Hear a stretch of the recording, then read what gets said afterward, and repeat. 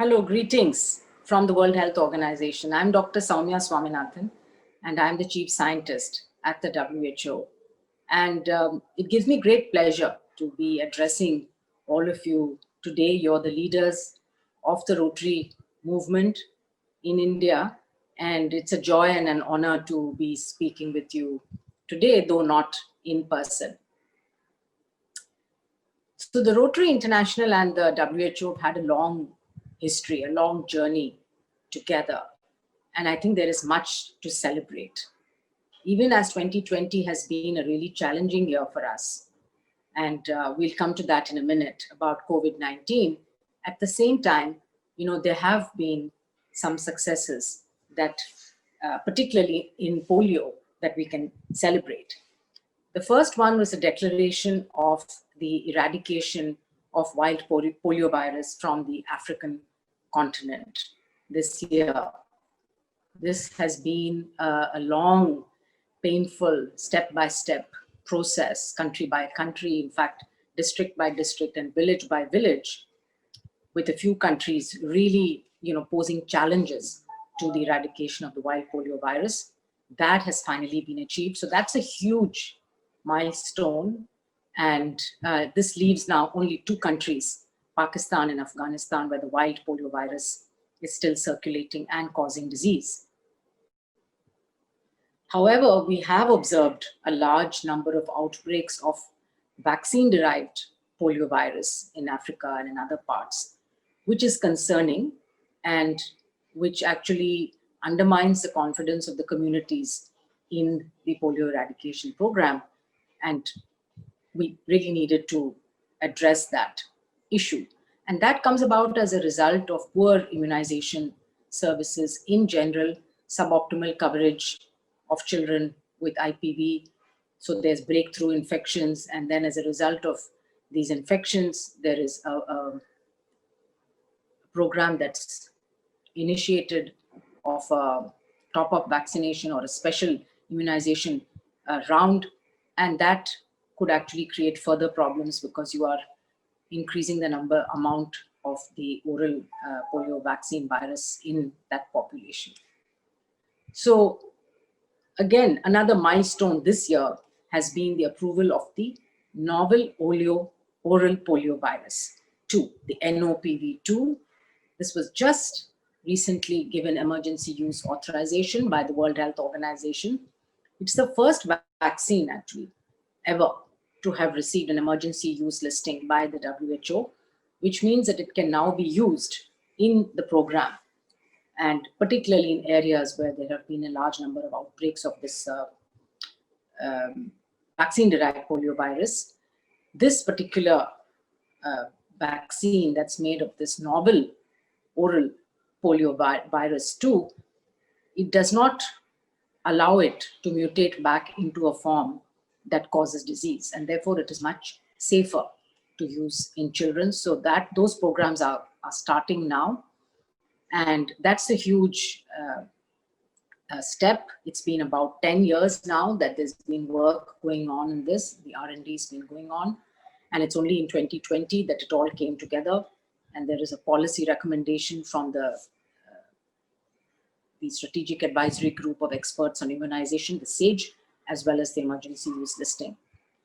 Now, it's a coincidence that this is the first vaccine that WHO provided the emergency use listing for, because, as you know, we're now looking at all these new COVID-19 vaccines, which will receive emergency use listing.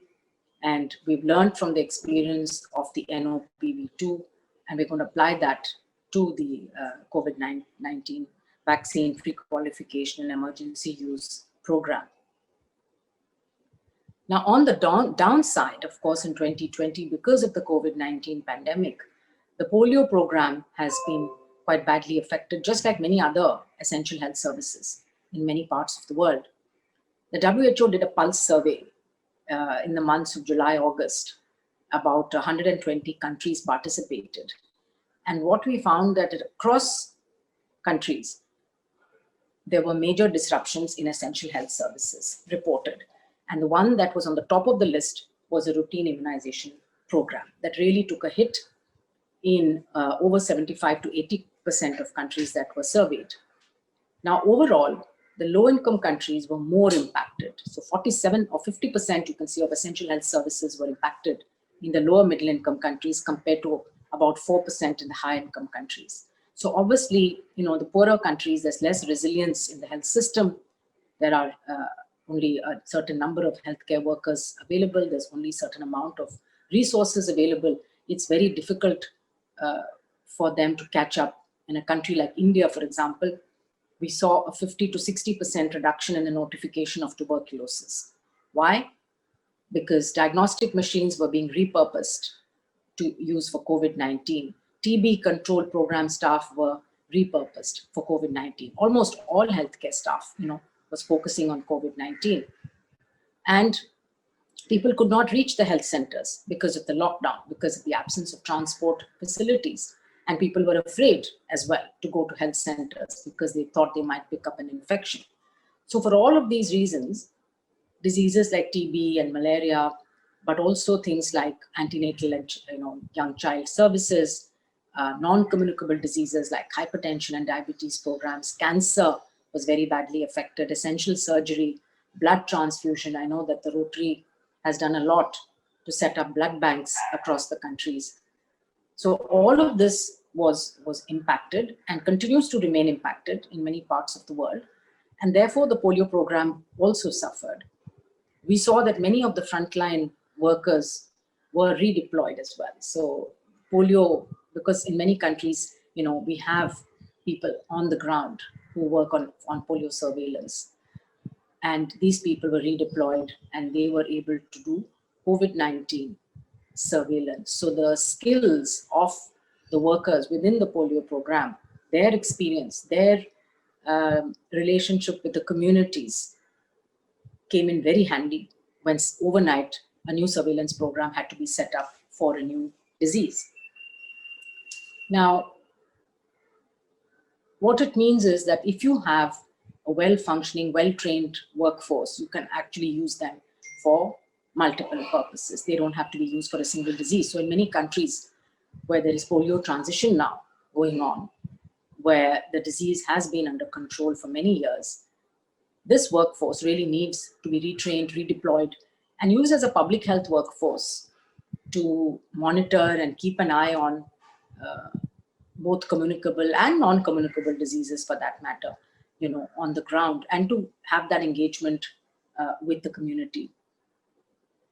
One of the things that this pandemic has taught us is that preparedness is very, very important. All countries, practically all countries, have been found lacking, whether they are high income or low income countries. Even countries with very sophisticated and advanced tertiary healthcare systems are facing huge mortality due to COVID-19 because they did not have the essential public health services that are needed for containment, for surveillance, for isolation, for contact tracing, for quarantining, and the engagement with the communities to ensure that they are actually complying and cooperating. So we've learned a lot of lessons from this, and I'd like to go over a few of the important lessons for me personally, which I think is going to be very important for the future.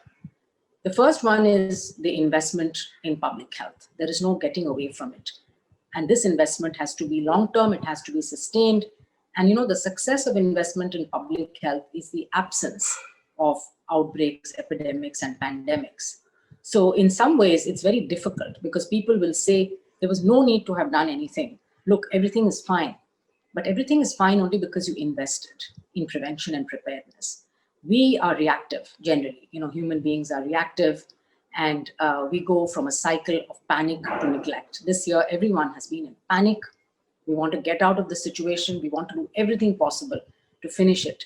But then, as has happened in the past, we should not go into a cycle of neglect where we say, well, now that pandemic is over, let's get back to business as usual. We're not going to have another pandemic in our lifetime. But that is not true. Pandemics, the question is not if, but when. We know how these viruses jump from animals to humans. It's because of climate change, destruction of forests, deforestation, animal-human not just the conflict, but animals and humans really coming together, the farming of wild animals in many countries, the markets where wild animals and domestic animals are sold together, and the way that people are living also. All of these encourage the use, the mixing of human and animal viruses, and the development of new strains, which can then infect humans and become very dangerous and pathogenic. This has happened with many. SARS-1, there's the MERS, that's a Middle Eastern respiratory syndrome, where the camel is an intermediate host. Zika, Ebola, Nipah, all of these viruses, HIV, jumped from animal species through an intermediate to humans. So the point is that we are going to have future pandemics, so we need to prepare. So the first thing is investment in surveillance, investment in a public health workforce, in primary healthcare systems. A primary healthcare system is not just a center where you give medicines or you do diagnosis and treatment. It has to work on health promotion, disease prevention, and all of this can only happen through the community engagement. That aspect has been missing. This is where I think Rotary can play an important part, because it's about health literacy as well. It's about people recognizing the important elements which are risk factors for health.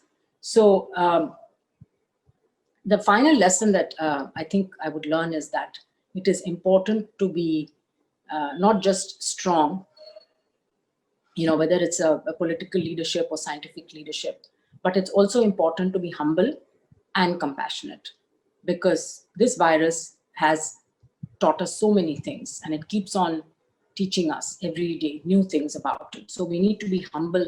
We cannot assume that as human beings we know everything and that we can conquer everything. It's not true. And at the same time, we need to be compassionate, because there are many, many people who've suffered and are suffering. Unfortunately, the brunt of the suffering has been borne by those who were already probably at the bottom, surviving, informal workers, surviving on daily wages, just making ends meet, perhaps progressing a little bit in life. And all of that has been set back now for them by several years. I've met several young children recently, both here in the urban, there's a fishing village near my house in Chennai, but also I was traveling into a village where I met several girls in class 9, 10, 11, who said that they've had no ability to participate in online classes just because of their family situation and the fact that they did not have access to either phones or internet. So young people have been impacted, young girls particularly, and young women. There's been an increase in domestic violence, an increase in trafficking of girls and women, and an increase, of course, in the dropout of children from school. At one point, 1.6 billion children were out of school. Currently, I think it's still several 100 million children who are not only missing out on educational opportunities, but are missing out on their midday meals and missing out on being away from a family environment which is not very conducive. So for us, I think for the Rotary, the challenges ahead are going to be, of course, finishing polio, the end game. I think Rotary needs to stay with the WHO till the end is it's done, hopefully in the next couple of years. But we also have huge challenges like tuberculosis, which I know the Rotary has been very interested in contributing to, and India is a good place for the Rotary to really get in a big way in the TB elimination program. As you know, the Prime Minister wants to eliminate TB by 2025 ahead of the 2030 target, which is a global target for elimination of TB. But also, I think education of young people, of young girls and boys who are facing difficulties now, especially because of the pandemic. We need to give a helping hand to these kids so that they can come up, that they don't, even with we say everything is now going digital, we all live in an online world, but there is a digital exclusion as well, which happens, and certain people are left out.